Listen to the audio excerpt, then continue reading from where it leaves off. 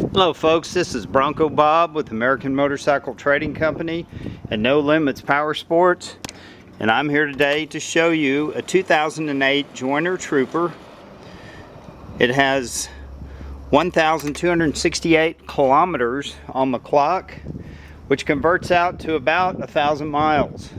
It's got a real nice red paint job, but don't let the paint fool you.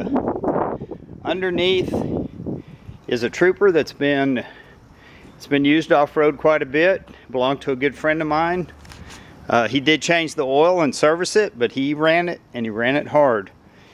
But it's a fun machine. Now I'm going to show you the things that I know that are wrong with it. That doesn't have any seat belts. Seat belts are missing. It does have a brand new battery. The air filter needs to be changed. We're going to drive it here in a minute.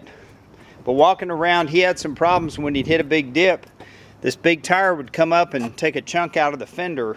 Those are new and they've been replaced, but as soon as you go over a big jump, you're probably going to take the rear fenders off. Just want you to know it. Tail lights have been replaced. You can see a little damage back here, from pushing. But the tail lights are good and they both work. Does have a spare tire. Over here on the passenger side, as well as the driver's side, some of the powder coating is coming off the floorboards, so you can see a little surface rust coming through. So it needs probably some paint. Some Rust-Oleum would be real good for that. It does have some ITP tires that are upgraded. It's got some new stainless steel hardware, and he just had it painted, so it does really look good. It's got a aluminum roof on it with some little aircraft washers, and he's got one of those removable steering wheels like they do on the dirt tracks, where you push that button, you can pull the steering wheel off, kind of a anti-theft device. But in driving it, when you push the clutch in all the way, it's dragging a little bit, and it's got a hydraulic slave cylinder, which means it's not really adjustable. So the clutch disc is probably getting thin. I got on it pretty hard. It's not slipping, but it is dragging a little bit. So whoever buys it may have to put a disc in it at some point. It's got hydraulic disc brakes. It's got locking differentials, front and rear. These are the levers. And then it's got the two-wheel drive, four-wheel drive switch. But that's all I know that's wrong with it. You're probably going to be looking at a clutch in the near future. It also has the original disc brakes, which were kind of small, and I've got an upgrade kit where you can put some larger rotors on it, and I'll give you that kit. It's also had the rear drive shaft upgraded to a CV shaft because those were prone to fail. That's been done. The output shaft and the transmission's been replaced. Let's go drive it real quick.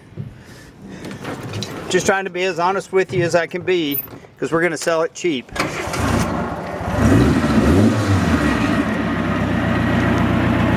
I noticed also the voltmeter is not working.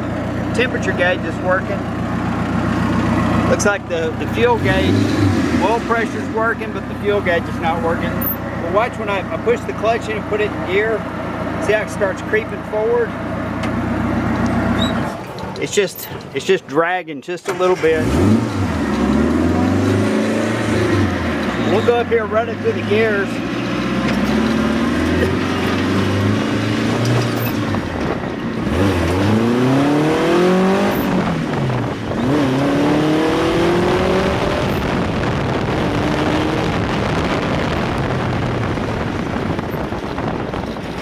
The motor runs good. It's got good power.